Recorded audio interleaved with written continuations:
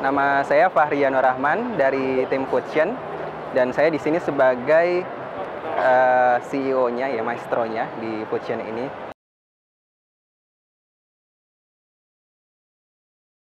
Ada pepatah bilang good design is good business gitu ya. Jadi sebuah bisnis yang tumbuh itu bukan hanya dari produknya tapi juga dari brandingnya gitu. Bagaimana mereka bisa muncul di tengah pasar dan meraih pasar lebih besar seperti itu. Dan disitulah kenapa kita milih branding sebagai salah satu alat yang paling berimpact untuk meningkatkan sebuah bisnis seperti itu. Dan saat ini kita sudah menangani hampir 200 ya, kita sudah berjalan.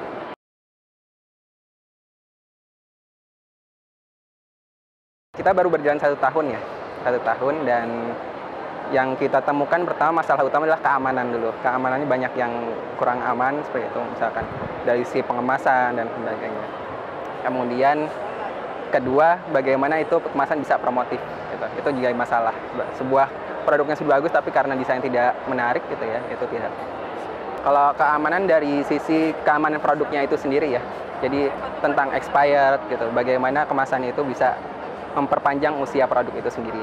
Kemudian juga dari keamanan dari konsumen itu sendiri. Banyak juga misalkan keripik-keripik masih pakai staples gitu ya. Nah, itu berbahaya buat gitu.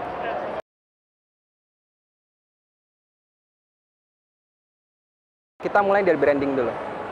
Jadi kita bagaimana UKM itu punya merek itu dulu, hak atas diri itunya sendiri. Kemudian setelah itu baru kita kemas, dan alat untuk menempel brandingnya itu adalah paling cepat adalah toolsnya adalah kemasan. Seperti itu.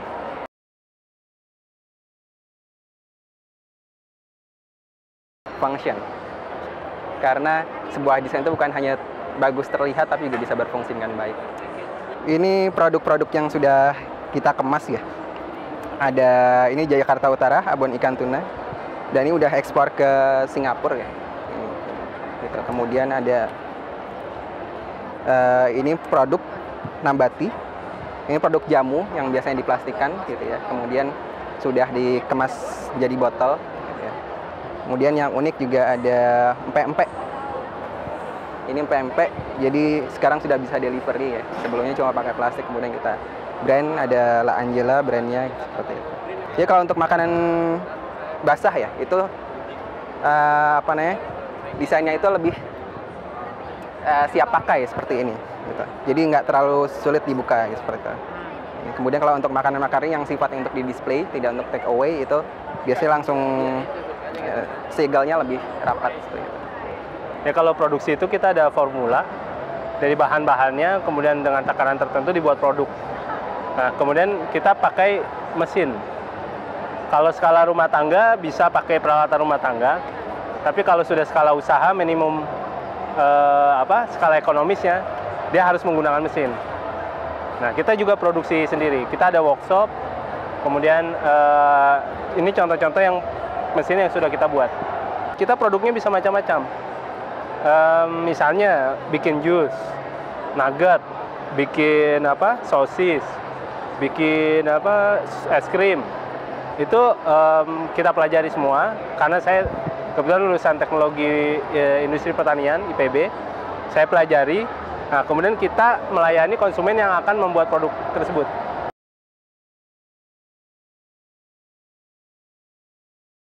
Kalau besar kita masih skala UKM ya.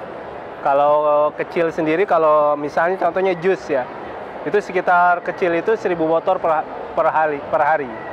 Kalau yang menengahnya sekitar 10.000 botol per hari. Kalau yang besarnya sekitar 1 juta botol per hari. Tapi itu mesinnya udah besar sekali. Kalau yang pernah saya buat sampai 10.000 botol per hari. Seperti itu. Itu skala menengah. Investasinya sendiri sekitar 3 miliaran lah.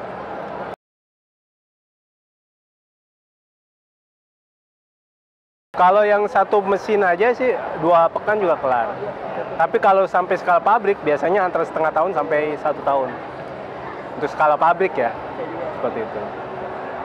Nah, kita juga melayani yang bagian-bagian yang misalnya desainnya aja untuk pabrik, kemudian uji formulanya aja, atau bahkan kita juga buat mesin yang memang sesuai kebutuhan mereka.